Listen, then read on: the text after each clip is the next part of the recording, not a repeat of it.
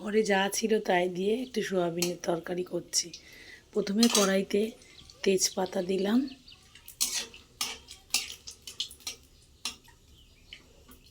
মাসের শেষ, মশলাপাতি সব ফুরিয়ে এসেছে।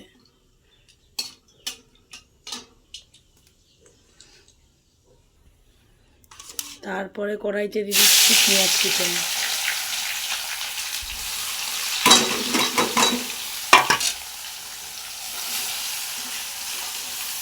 পেঁয়াজগুলো একটু লাল লাল করে ভাজা হবে। তারপরে আদা বাটা, রসুন বাটা, কাঁচা লঙ্কা বাটা, লঙ্কার গুঁড়ো অল্প দিয়েছি, আমি কাঁচা লঙ্কা বাটাই দিই। লঙ্কার গুঁড়ো কালারের জন্য, মাংস বা ডিমে শখ হলে খাই আমরা। আদা, রসুন, কাঁচা লঙ্কা বাটা দেখো মশলা করে রেখেছি, এটা দিব। এখন পেঁয়াজটা ভাজা শুরু হয়েছে।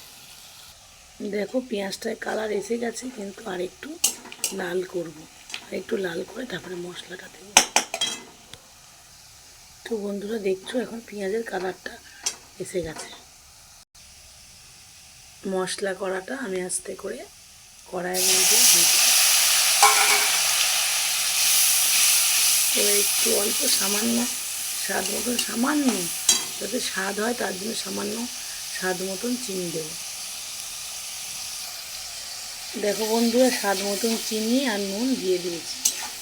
এবার এখন মশলাটা কষানোর পালা চলবে। যত কষাবো তত ভালো তরকারিটা রান্না হবে। আমার মা কাকিমার মুখে, জেঠিমার মুখে শুনতাম, ঠাম্মার মুখে শুনতাম যে যত মশলা কষানো যায়, যত গন্ধ বেরোবে, যত মশলাটা কষাবে তত রান্না ভালো হবে। তো সেই চিন্তা ভাবনা করি, চেষ্টা করি। জানি না হয়তো ভালো করতে পারি না বন্ধুরা, তবে আমি চেষ্টা করি যদি একটু ভালো হয়।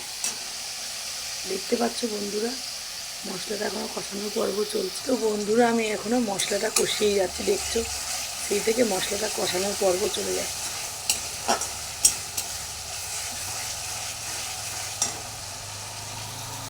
তো দেখো বন্ধুরা আমি সোয়াবিন আলুটা দিয়ে দিয়েছি, এখন আবার কষানোর পর্ব চলবে। কেন কি জানি কালারটা এরকম আসছে, কত হলুদ দিয়েছি তাও কালারটা এরকম আসছে। দেখতে পাচ্ছ বন্ধুরা সাদা সাদা লাগছে, কিন্তু আমি অনেকটা হলুদ দিয়েছি বন্ধুরা।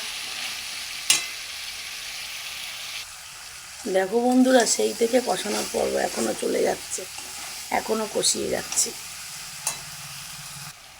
দেখো বন্ধুরা এখনও কষিয়ে যাচ্ছি, কত হলুদ দিয়েছি।